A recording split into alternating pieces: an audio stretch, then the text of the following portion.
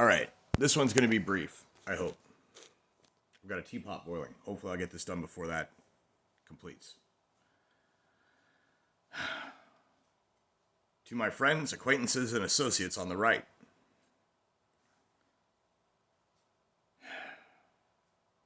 I personally don't think that Ketanji Brown Jackson is probably the right pick. I have seen some real, just read from the card idiots that they've sent through, and she is not one of them. I don't know. I think that means that she has a chance to think about whatever her own personal philosophies and things like that are. And I don't know all the details to the type of sentences that she'd handed out that everybody said that she was being more lenient on uh, people in possession of adult images of children, as it were. Um, However, when Lindsey Graham asked her about that, her answer was not recited off of a card. It was her explaining. There was animation, there was emotion, there was inflection in her voice. So I think she thought through and meant what she said. Like I said, I don't know actually what the sentencing is, so it could be that she's making this brilliant, perfectly rational argument, a statement that actually makes sense. The difference between the age of mail versus the age of internet and what it really means. Not that she should be the one dictating how the sentences go, but the law dictates how the sentences go. And these legislators who are here doing their virtue signals and stumping, because Graham would ask her a question and try and get her in a gotcha, and she didn't give him a gotcha. And then he continues his tirade as if she had. Excuse me. And so it exposes him too. He sucks. Lindsey Graham is trash. He is a terrible politician. He is fake. He is paid off. He's a warmonger. And while he's rooting for war on one side, he's talking about how egregious and terrible and damn it, we gotta get the child traffickers and the pornographer. And it's like, okay, but he's really going overboard on that, for one thing. Like, methinks the lady doth protest too much. And he's not addressing her answer to his question. Her answer is rational, possibly valid. Now, whether or not her record of sentencing actually reflects what she says or not, or whether it's all given below the minimum no matter what. But if they're talking specifically about cases during the time period when the internet was a new thing and the laws had not been changed to reflect the internet pretty much in any place for a while there, 90s and early 2000s, there was not a whole lot of law changed to reflect the differences. So, yes, theoretically, having one image should be as bad as having 1,000 or 10,000. The thing is, if a person has one accidentally, what is the intent? Are they able to discern through other, means? Or they get other metadata messages, etc., to find that they've been emailing and inquiring versus someone just sent it to them, kind of thing? I don't know the details of the cases. And with that in mind, if I was to see the details of the cases, I would be willing to fully change my mind on the matter and be like, that's fucking bullshit. But I don't know yet. And so, there's people that have seen them, apparently, supposedly, that have looked at the record. And if that's the case, then yeah, that needs addressed. Uncivil law claimed 3 months. So yeah, if somebody is downloading illicit images of children and they only get 3 months in jail or prison or whatever, part of it might have to do with rehabilitation. That's the other thing, is that a lot of people go for this straight to the wood chipper thing, and it's like, you got to understand that like 99% of predators were themselves victims, and that means that you put every victim that occurs in the future in fear and shame of even just any of the issues that might crop up psychologically that need to be addressed with someone who has had something happen to them at a young age like that. That makes them question themselves. And if anybody was to find out I had been a victim of this thing, then what if they were to think that I was a predator, kind of thing? And it's not healthy for victims. It's not healthy for the future victims. It's not healthy for the victims who then become predators because they're not able to deal with the psychological impact of having been a victim. The pathology carries through. So the wood chipper is obviously not a good idea. And a lot of people say that. And again, it's like, okay, man, you are really signaling hard about your virtue about this particular topic. And it's like, you can just say, I really think that's an important thing.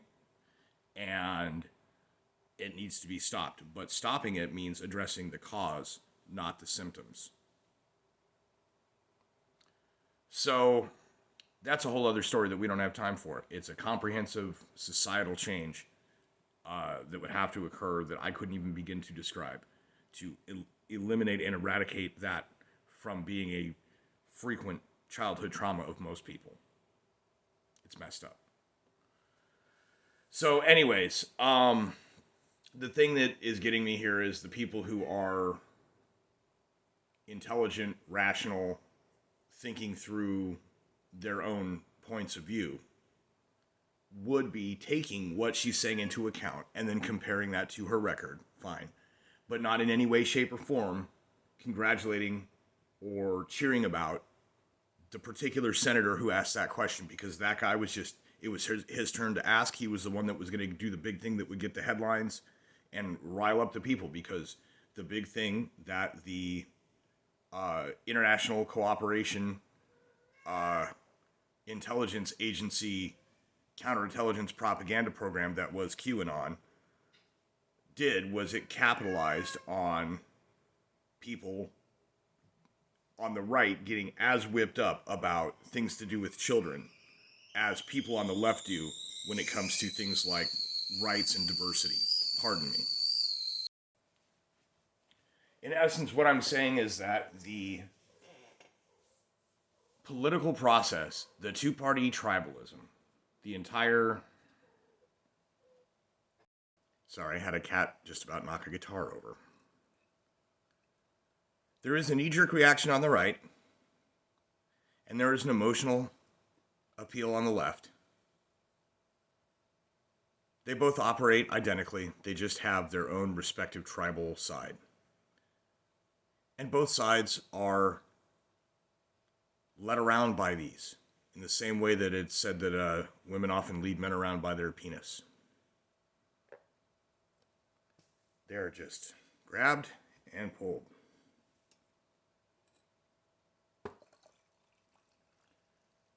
So on the left, it's this social narcissism. Well, like the cancel culture.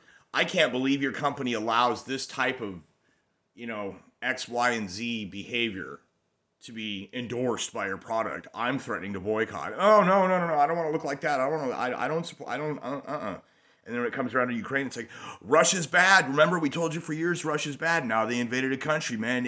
What kind of person are you if you don't support the thing?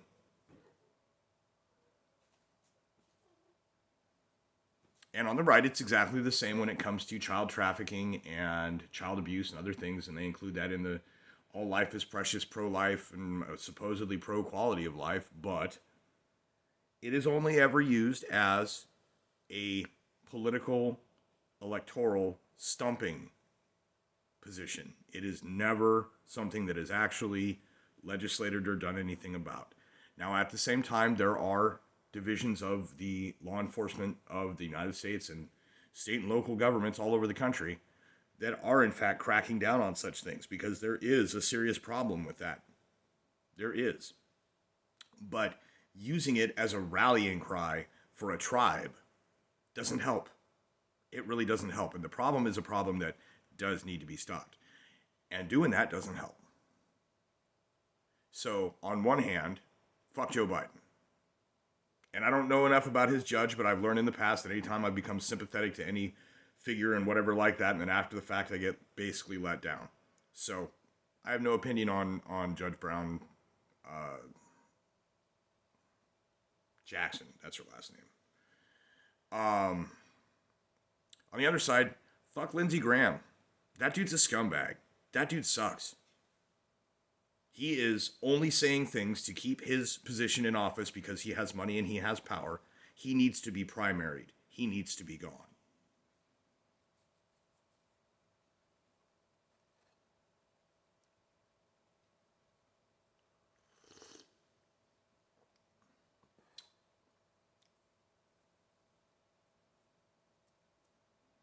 And like I said, there is a bit of this, methinks the lady doth protest too much. It's a thing.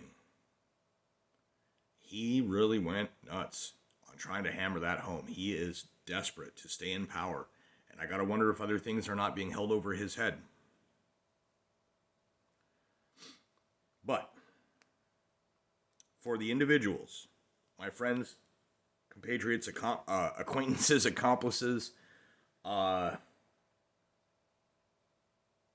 who consider themselves Republicans, conservatives, or right-leaning enough to ever look at the Republican Party as their side, understand Lindsey Graham is not on your side. He is not. And what he did in that was that, yes, he approached a question, got the answer that she was going to give, and then pretended that she said something else so that he could continue sounding like he cared about a thing that he really doesn't care about, that he only uses at election time, that he knows you all will be like, "What? Look at my knee, it's jerking. Oh my god, what?" Don't be like that. Likewise, when the news reports on Ukrainian losses and casualties, find out what the regions are. Find out where the cities are. You can Google those names, and they will tell you what part of the country it's in. And then look up a map of the separatist regions on those areas. Find out if they match or not. It may turn out that the casualties that are all being had are all in places that Russia's trying to protect, which means that it's Ukraine causing the casualties, if that's the case. You see how they do that? They do this on both sides.